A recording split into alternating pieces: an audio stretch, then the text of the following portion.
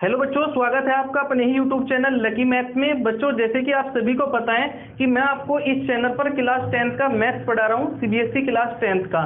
UP board वाले भी पढ़ सकते हैं, बस उनको इंग्लिश में समझना पड़ेगा, बाकी सबका गणित वही होता है। ठीक है। इससे पहले बच्चों मैंने आपको एक चैप्टर अच्छे से कंप्लीट करा दिया है जिसका नाम है रियल नंबर्स। आज मैं आपको नया चैप्टर शुरुआत कर रहा हूँ जिसका नाम है बच्चों pair of linear equations in two variables. ठीक है, अच्छे से समझाऊंगा, जो भी क्वेश्चन बनेगा आपका वो साथ के साथ समझाऊंगा। यदि फिर भी कोई डाउट बनता है तो कमेंट सेक्शन रहता है बच्चों के लिए, वहां पर आप मेरे से डाउट पूछ सकते हो। ठीक है, तो जैसे कि बच्चों मैंने इस चैप्टर का नाम बताया pair of linear equations in two variables.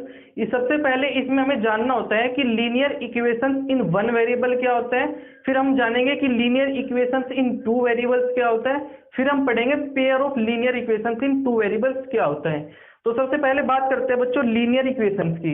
Linear equation वो इक्वेशन होती है जिसमें जिसका वेरिएबल का डिग्री, जिस वेरिएबल की डिग्री 1 होगी उसी को तो हम लीनियर इक्वेशन बोलेंगे ना।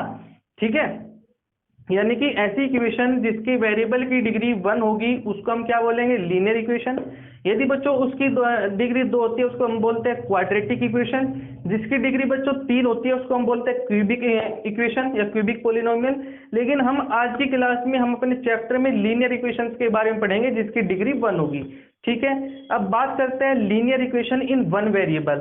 तो A X plus B equals to 0 वाली इक्वेशन हमारी क्या होगी, linear equation in one variable. क्यों होगी, ध्यान से समझना, इस तरीके से पढ़ाऊंगा ताकि आपसे कोई भी कुछ भी सवाल पूछ ले अच्छे से आप क्लियर कर पाओ।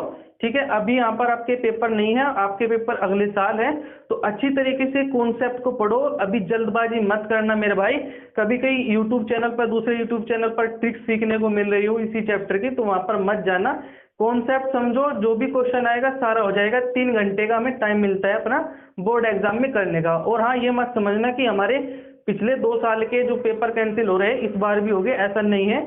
ये इस बार सारा कोरोना जो है खत्म हो जाएगा, तो अच्छे से अपनी पढ़ाई करो, अगली बार हमारे पेपर जरूर होंगे। ठीक है बच्चों, तो अब मैं आपको बताता हूँ linear equation in one variable. इसमें मुझे बताना था कि ये हमारी लीनियर इक्वेशन वन वेरिएबल में हम क्यों कहते हैं।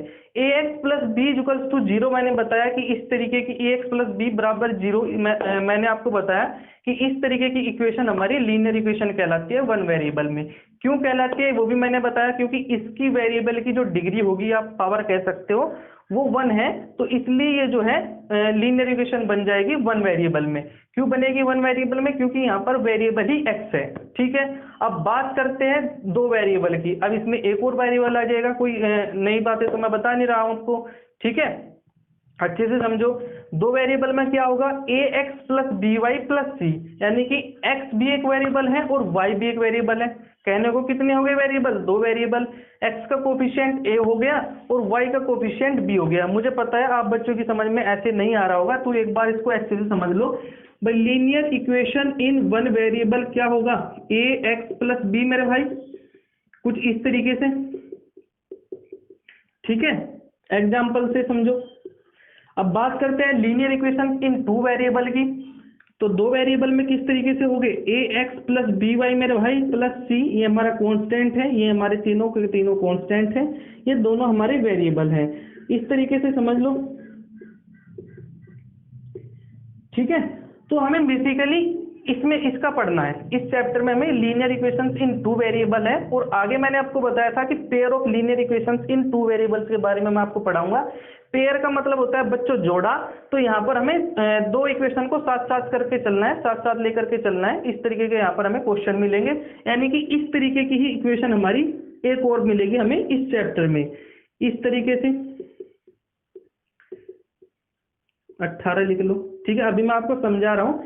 इस तरीके से हमारी 2 इक्वेशन मिलेंगी इस चैप्टर में। इस तरीके का क्वेश्चन 3 नंबर का बन जाता है, तो आज की क्लास को कंप्लीट देखना, 3 नंबर आपसे सिक्योर हो जाएंगे, चाहे आपका एग्जामिनर कहीं से भी आपका क्वेश्चन पूछे। ठीक है, चलिए अब बात करते हैं बच्चों इसको हम कैसे सोल्व करेंगे। तो इसको सोल्व करने के लिए हमारे चैप्टर में 2 मेथड दिए गए हैं। एक मेथड इस क्लास में समझाऊंगा, एक मेथड आपको अगली क्लास में समझाऊंगा, क्योंकि अभी छोटी छोटी ही वीडियो मेरी आप नहीं देख पाते, तो बड़ी तो कैसे देख पाओगे। ठीक है, फिर से कह रहा हूं, जो हमारे नया चैनल है इसको लाइटली में मत लेना। सारा क्वेश्चन, सारा कॉन्सेप्ट आपको अच्छी तरीके से पढ़ाऊंगा। बस आपको साथ देना है, थोड़ा सा ट्रस्ट करना, ठीक है। धीरे धीरे आपको सब कुछ पता लगता रहेगा, मेरे बारे में भी और हमारे चैनल के बारे में भी, ठीक है। तो इस तरीके की हमारी बच्चों दो इक्वेशन आएगी, इसको हमें सोल्व करना है। तो यहाँ पर दो मतलब यहाँ पर इसको सोल्व करने के लिए दोनों जो pair of linear equation in two variable है, इसको सोल्व करने के लिए हमारे यहाँ पर दो मेथड है। पहला हमारा ग्राफिकल मेथड है और दूसरा मेथड बच्चों हमारा एल्जेब्रिकल मेथड।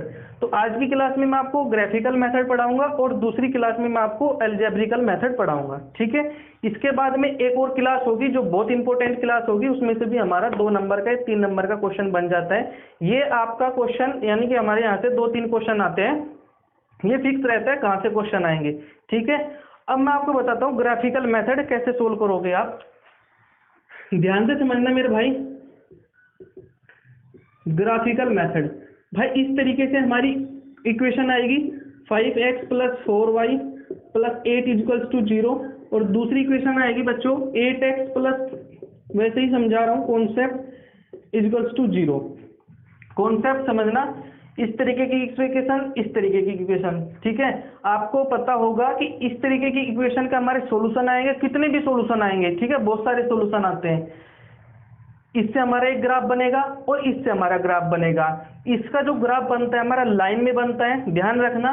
इसकी जो ग्राफ बनेगी वो एक स्ट्रेट लाइन बनेगी, चाहे वो ऐसी बने, चाहे वो ऐसी बने, चाहे वो ऐसी बने, स्ट्रेट लाइन में ग्राफ आता है लीनियर इक्वेशंस का, ठीक है। अब बात करते हैं इसकी, तो इसकी भी इस तरीके से ही बनेगी, अभी नहीं पता किस तरीके से बनेगी। तो जो ये ग्राफ बनेगा, जो इसकी लाइन बनेगी, इसको हम मान लेते हैं L1, और जो दूसरी की ग्राफ की जो लाइन बनेगी उसको मान लेते हैं बच्चों L2, ठीक है। इसको L1 मान लिया, इसको हमने मान लिया L2, माना कि नहीं माना। इसका जो ग्राफ बनेगा वो L1 मान लिया, इसका जो ग्राफ बनेगा L2 मान लिया। अब आगे देखो हम इसको कैसे सोल्व कर पाएंगे भाई। 5x + 4y + 8 = 0 है, चाहे आपको x उधर ले जाओ, चाहे आप y उधर ले जाओ, फर्क कुछ नहीं पड़ता। फिर से कह रहा हूँ फर्क कुछ नहीं पड़ेगा, x और y की वैल्यू आनी है, किसी तरीके से भी निकाल लो। बेसिकली हम क्या करते हैं कि x को उधर ले जाते हैं, y को इधर रखते हैं, जो भी आपकी बुक में दिया गया है, बाकी आपका फर्क कुछ नहीं पड़ता। फिर से मैं आपको बता रहा हूँ, चलिए जैसे कि हमारी बुक में दे रखा है इसी तरीके से सोल्व करेंगे। 4y = 8 - 5x, ठीक है मेरे भाई। y = हो जाएगा 8 - 5x/4।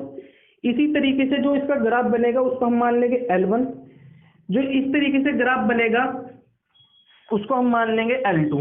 याद रखना मेरे भाई, कॉन्सेप्ट समझा रहा हूं, ध्यान से समझना। 8x बराबर होगा 8 - 3y और x बराबर हो जाएगा 8 - 3y/8। किसी तरीके से सोल्व कर लेना, बात वही पड़ेगी, चाहे आप y को उधर ले जाओ, चाहे आप x को उधर ले जाओ, ठीक है, फर्क हमारा कुछ नहीं पड़ने वाला। अब y जो है इसके बराबर आ गया, यहाँ पर x जो है इसके बराबर आ गया, ठीक है। दोनों तरीके से मैं आपको समझा दूंगा। यहाँ पर हमने y को इधर रखा, यहाँ पर हमने x को इधर रखा, ठीक है मेरे भाई, कोई गलती तो नहीं है ना, देख लेना एक बार। तो अब यहाँ पर बात आती है, आप पूछोगे भाई जो यहाँ पर हमारी x की वैल्यू है और जो हमारी y की वैल्यू है, हमें कैसे पता लगता है कि हम क्या रखें। तो मैं आपको एक सीधा सच्चा जवाब देता हूँ भाई। आपके पास में कोऑर्डिनेट्स आएंगे, x आएगा, y आएगा, आएगा कि नहीं आएगा। जब हम x की कुछ भी वैल्यू रखेंगे तो हमारे पास में कोऑर्डिनेट्स आएंगे। क्या आएंगे मेरे भाई? कोऑर्डिनेट्स, ठीक है। तो हमारे जब कोऑर्डिनेट्स आएंगे तो हमारा ग्राफ बड़ा बनेगा यदि हम बड़े पॉइंट्स लेते हैं। ध्यान से सोचो, एक बार दिमाग से सोचो, यदि हम x की वैल्यू 4 रख ले, x की वैल्यू क्या रख ले बच्चों? 4, तो 5 चौक 20, कितना आएगा? 20। 8 में से 20 जाएगा, कितना आएगा? -12। डिवाइड करेंगे 4 से तो कितना आएगा? -3। चलो ये भी छोटी हो गई, x की वैल्यू 4 और y की वैल्यू -3। यदि हमारा कोई बच्चा ये समझे कि हम छोटी ही क्यों लेकर के चलते हैं, इसके पीछे कुछ हमारा खुद का मतलब नहीं होता, मतलब तो नहीं है टीचर्स का, ऐसा कुछ नहीं है। x की वैल्यू यदि आप 0 रखोगे, ध्यान से समझना, यदि x की वैल्यू आप बच्चे 0 रखोगे तो 5 × 0 0, 8 से डिवाइड हो जाएगा, 8 डिवाइड हो जाएगा 4 से तो कितना आएगा? 2। तो 0, 2 इसके कोऑर्डिनेट्स आ जाएंगे। तो ये और छोटा ग्राफ बनेगा, नहीं बनेगा? तो ये आसान से प्लॉटिंग हो जाएगा। यदि आप x की वैल्यू 10 रखोगे, सोल्व तो उससे भी हो जाएगा। सोल्व ये नहीं है कि उससे नहीं होगा, उससे भी हो जाएगा सोल्व। लेकिन ऐसी वैल्यू रखना मेरे भाई जब आप प्रैक्टिस करोगे कि वो 4 से भी डिवाइड हो जाए। ठीक है, ये तो मैं आपको एग्जांपल लेके बता रहा हूँ। ऐसा भी हो सकता है कि डिवाइड में कुछ हो ही ना, तो आप कुछ भी रखो, लेकिन कुछ भी रखने से ये मतलब है जितनी भी छोटी आप वैल्यू रख सकते हो उतने ही हमारे लिए फायदेमंद है। फायदेमंद क्यों है कि हमारा जो ग्राफ बनेगा, हमें ग्राफ बनाने पड़ेंगे। ग्राफ से मतलब हमारे ज्यादा पॉइंट्स लगाने पड़ेंगे। यदि एक्स की वैल्यू 10 रखोगे तो हमारी जो एक्स एक्सिस है 10 तक जाएगी। यदि हमारी 5 तक ही काम चल जाए, 4 तक ही काम चल जाए तो और अच्छा है, और अच्छा हमारा ग्राफ बनेगा, देखने में भी सुंदर लगेगा। तो यहाँ पर हमारा एक L1 बन जाएगा, उधर से हमारा एक L2 बन जाएगा, इस तरीके से। ध्यान से समझना मेरे भाई, ये x एक ये y, यहाँ पर मान लीजिए ये 0 रखा तो ये 2 आ गया, ये 1 रखा तो ये 3 आ गया।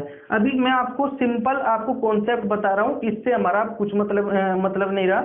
अब यहाँ पर देखो एक बार, इससे हमारा जो है ये ग्राफ बन जाएगा। मान लो ये हमारा x, ये हमारा y, मान लीजिए ये 2, ये 3 आ गए, ये 4 है, ये हमारा 5 आ गया। इस तरीके से हमारे इसके कोऑर्डिनेट्स आ गए। बच्चों को ज्यादातर कंफ्यूजन क्या होता है कि टीचर्स में ही बताते हैं कि इधर भी हम मतलब दोनों की दोनों बराबर मान लो, तो ऐसा नहीं है मेरे भाई, दोनों की दोनों अलग से भी मान सकते हो, कुछ ज्यादा फर्क नहीं पड़ेगा, कुछ भी नहीं फर्क पड़ने वाला मेरे भाई। ठीक है, चाहे इसको x मान लो, यहाँ पर x की वैल्यू मतलब इधर को y ले जाओ, इधर हमारा x ही रहने दो, या दोनों को एक जैसे ही बना लो, कुछ नहीं फर्क पड़ेगा। ठीक है, फिर से मैं आपको बता रहा हूँ क्योंकि बच्चे यहाँ पर ज्यादातर कंफ्यूजन यहीं पर ही होता है, आगे में सोल्व कर लेते हैं। ठीक है, एक बार मैंने आपको ये भी बता दिया कि हम छोटी वैल्यू क्यों रखते हैं, क्योंकि हमारा ग्राफ छोटा बनेगा, कम मेहनत करनी पड़ेगी। अब मान लिया किसी ने यहाँ पर y की वैल्यू 8 रख ली, तो 8 तक लगाते जाना ऊपर की ओर। ठीक है, तो काम हमारा ही बढ़ेगा ना, तो ऐसा काम करो जिससे हमारा काम छोटा हो जाए। ठीक है मेरे भाई, तो यहाँ पर हमारा ग्राफ मान लीजिए इस तरीके से आ गया, इसका ये इस वाले का, तो इसको हमने मान लिया L1, और इसकी हम इक्वेशन भी लिख देते हैं, जो ये इक्वेशन है, इसलिए ये हमारा तरीका होता है लिखने का। इस तरीके से हमने मान लिया कि इसका ग्राफ आ गया ये वाला, कौन सा मेरे भाई, ये ग्राफ आ गया इस तरीके से, इसके वाला, यानी कि L2। लेकिन हमारा क्या होता है कि इन दोनों लाइंस को, इन दोनों ग्राफ्स को एक ही ग्राफ पर बनाना होता है। अब जब ये एक ही ग्राफ पर बनाना पड़ेगा तो हमारे यहाँ पर 3 कंडीशन बनेगी। 3 कंडीशन में हमारा यहाँ पर जो बुक में दे रखा है, अलग अलग से कंडीशन बनेगी और अलग अलग तरीके से सॉल्यूशन देगी। पहला होता है हमारा यूनिक सॉल्यूशन, दूसरा हमारा होता है नो सॉल्यूशन, और तीसरा हमारा होता है बहुत सारे सॉल्यूशन। भाई 3 ही कंडीशन बनेगी, या तो एक बनेगा, या एक से ज्यादा जितने भी बनेंगे वे हमारे बहुत सारे में हो जाते हैं, तो दूसरी कंडीशन वो हो गई। तीसरा हमारा क्या होता है कि कुछ भी सॉल्यूशन नहीं बनेगा। अब उसका हम मतलब जो हमारा ग्राफ है उससे हमारा कैसा पता लगेगा, तो यहाँ पर जो हमारे बुक है वो ये बताती है, जो हमारा कॉन्सेप्ट है वो ये बताता है कि यदि हमारे ग्राफ L1 और L2, ध्यान से समझना, ठीक है, बोर तो नहीं हुए ना मेरे भाई, बोर मैं आपको होने भी नहीं दूंगा, क्योंकि मैं आपको अच्छे से समझा रहा हूँ, तो बोर होने का तो कोई मतलब ही नहीं है। ठीक है, मैंने आपको बताया एक ग्राफ इस वाली इक्वेशन से बनेगा, एक और ग्राफ यहाँ पर इस वाली इक्वेशन से बनेगा। अब यहाँ पर हमें अलग अलग इक्वेशन से ग्राफ अलग अलग नहीं बनाने होते, एक पर ही डिनोट करने होते हैं। तो जब एक पर डिनोट होंगे तो हमारा ये एक ही ग्राफ से पता लग जाएगा कि हमारा ये जो इक्वेशन है दोनों, वो एक सोल्यूशन देगी, 2 देगी, यानी कि जो हमारे 2 सोल्यूशन है वो बहुत सारे सोल्यूशन में आ जाते हैं, और जो हमारा कोई भी सोल्यूशन नहीं होता उसको हम यहाँ पर नो सोल्यूशन बोलते हैं। ठीक है, पहली कंडीशन देखो यूनिक सॉल्यूशन की, क्या UE। दूसरी कंडीशन देखो बच्चों नो सॉल्यूशन की। तीसरी कंडीशन देखो, दिख रहा है क्या आपको, बता देना मुझे भाई। तीसरी कंडीशन हमारी बहुत सारे सॉल्यूशन की, यानी कि मैनी सॉल्यूशंस की। यदि वीडियो लंबी चली गई तो मैं आपको यहाँ से काट दूंगा, क्योंकि आप ज्यादा बड़ी वीडियो मेरी नहीं देखते हो। ठीक है, ये यूनिक सॉल्यूशन हो गया, ये हमारा नो सॉल्यूशन हो गया, ये हमारा मैनी सॉल्यूशन हो गया। अब यूनिक सॉल्यूशन का ग्राफ किस तरीके से बनेगा, यानी कि वे दोनों की L1 और L2 एक जगह कट होगी। यदि वे एक जगह कट करती है एक दूसरे के ग्राफ को, यानी कि वे दोनों लाइन एक दूसरे को कट करती है केवल एक सिंगल पॉइंट से। और हाँ, ये भी याद रखना कि हमारा ग्राफ कभी भी इस तरीके से नहीं आएगा कि ये दोनों लाइन अलग अलग पॉइंट्स पर कट कर रही है। मैंने आपको पहले बताया था कि लीनियर इक्वेशंस हमारी चाहे 2 वेरिएबल में हो चाहे हमारी 1 वेरिएबल में हो, स्ट्रेट लाइन बनती है। ठीक है, ग्राफ हमारा स्ट्रेट लाइन में बनता है। तो यूनिक में हमारा इस तरीके से कंडीशन बनेगी, बनेगी कि नहीं बनेगी, बनेगी भाई, मैं आपको बता रहा हूं तो याद रखना। नो सॉल्यूशन में हमारी पैरेलल होगी, इसको हम क्या बोलते हैं बच्चों, इंटरसेक्टिंग लाइंस। इसको हम क्या बोलते हैं बच्चों, पैरेलल लाइंस, यानी कि नो सॉल्यूशन जो होगी वे हमारी पैरेलल लाइंस देगी। अगर हमारा पैरेलल लाइंस बन करके आता है हमारा ग्राफ, तो हम वहां से समझ लेंगे कि हमारा जो है नो सोल्यूशन आ रहा है। क्या आ रहा है भाई? No solution. ठीक है। और जो हमारा तीसरा जो हमारा कंडीशन बनेगी वो हमारी मैनी सोल्यूशन की, यानी कि जो लाइन होगी ना वो एक दूसरे के ऊपर चिपक के आएगी। ठीक है, कोइंसिडेंट लाइंस बोलते हैं। ये हमारा गलत बन गया, इस तरीके से बनेगा, मतलब बिल्कुल इसके ऊपर, ये हमारा गलत है, ये हमारी पैरेलल लाइंस हो जाएगी यदि आप इसको देखोगे। ठीक है, पैरेलल ही लग रही है, तो इसको रब कर देना। कोइंसिडेंट लाइंस देगी मैनी सॉल्यूशन, यूनिक सॉल्यूशन देगा हमारा इंटरसेक्टिंग लाइंस, और जब हमारा है नो सॉल्यूशन वो हमारा पैरेलल लाइंस देगी। तो मैंने ये आपको तो ग्राफिकल मेथड बना दिया, ग्राफिकल मेथड मैंने आपको अच्छे से समझा दिया। अब बारी आती है बच्चों, इसी तरीके से हम इसमें अलजेब्रिक मेथड भी लगा सकते हैं। अलजेब्रिक मेथड से क्या होगा? ठीक है, आपको ग्राफ भी नहीं बनाने पड़ेगा, डायरेक्ट आंखों से ही पता लग जाएगा कि ये हमारा कौन सा सॉल्यूशन देंगी। कैसे? देखो मेरे भाई, ये हमारे पास में a1x मान लो, इसको b1y मान लो, इसको c1 मान लो, ये हमारी एक इक्वेशन देगी जिसकी हमारी लाइन L1 देगी। इसको हम L2 मान लेते हैं, a2x plus b2y plus c2। और हाँ बच्चे यहाँ पर कंफ्यूज इसलिए हो जाते हैं यहाँ पर कि यहाँ पर बच्चों मैंने आपको ये बताया कि ये हमारी लीनियर इक्वेशन इन 2 वेरिएबल है। तो बच्चे क्या सोचते हैं कि ये दोनों वेरिएबल अलग होंगे, ये हमारा वेरिएबल बदल जाएगा। यहाँ पर मान लीजिए ये W हो गया, ये हमारा कुछ भी मान लो Z हो गया। ऐसा नहीं है, वेरिएबल सेम रहेंगे, x और y, इनके कोफिशिएंट बदलेंगे, बदले तो। ठीक है, अब हमारा यहाँ से ही पता लग जाएगा यूनिक सॉल्यूशन का। कैसे भाई? याद करना होता है ये तो आपको, यूनिक का a1/a2 बराबर नहीं होंगे b1/b2 के। ये हमारी यूनिक सॉल्यूशन की ये कह लो आपका कॉन्सेप्ट है। फिर बात करते हैं बच्चों मैनी सॉल्यूशन का। या मैनी में तो ये होता है हमारा कि सारे एक दूसरे के बराबर होते हैं। ठीक है, अब बात आती है बच्चों हमारी पैरेलल सॉल्यूशन की, यानी कि पैरेलल जो हमारी क्या देगी? No solution. पैरेलल जो लाइंस होती है, नो सॉल्यूशन हमारा क्या देगा? a1/a2 बराबर होगा b1/b2 but not equals to c1/c2। तो बच्चों ये 3 कंडीशन रहती है यहाँ पर, जो मैंने आपको तीनों बता दी, यूनिक की और यहाँ पर मैनी की और नो सॉल्यूशन की। इससे पहले मैंने आपको ग्राफिकल मेथड बताया, अच्छे से बताया, कोई भी डाउट आपका नहीं बचेगा। इसमें से हमारा 3 नंबर का क्वेश्चन जरूर बनता है, ये याद रखना बस। ठीक है, 3 नंबर का क्वेश्चन यहीं से ही बनेगा, आज की क्लास से ही बनेगा। यदि मेरे से आप रिक्वेस्ट करते हो या आप बोलते हो भाई कि बड़े भाई इसका आपको अच्छे से प्रैक्टिस भी करा दो, तो मैं आपको अच्छे से प्रैक्टिस भी करा दूंगा। पर मेरी वीडियो को आप लोग देखते ही नहीं, तो ठीक है, मोटिवेशन थोड़ा गिर जाता है, नीचे आ जाता है। लेकिन मैं आपको वीडियो देता रहूंगा, आपको अच्छे से पढ़ाता रहूंगा। आपका काम है वीडियो को देखना और शेयर करना। ठीक है, मैं आपको अच्छे से समझा रहा हूँ और मैं बच्चों आपको विश्वास दिलाता हूँ, क्योंकि मैं भी देखता रहता हूँ कि और इस मतलब क्लास 10th मैथ्स को और कौन कौन चैनल्स पढ़ा रहे हैं। सबका चैनल जो है इस तरीके से आपको नहीं पढ़ा रहे हैं। आप भी एक बार चेक कर लेना और आपको पता भी होगा कि इस तरीके से कॉन्सेप्ट आपको कोई नहीं बताता। ठीक है, लगभग 1-1, 1.5 घंटे में आपको सारा सिलेबस कंप्लीट करके दे देते हैं, कोई भी चैप्टर हो। 1-1.5 घंटे में कोई भी हमारा चैप्टर कंप्लीट नहीं होता, आपको भी पता है और हमें भी पता है। ठीक है, चलिए बच्चों मिलते हैं अपनी नेक्स्ट वीडियो में।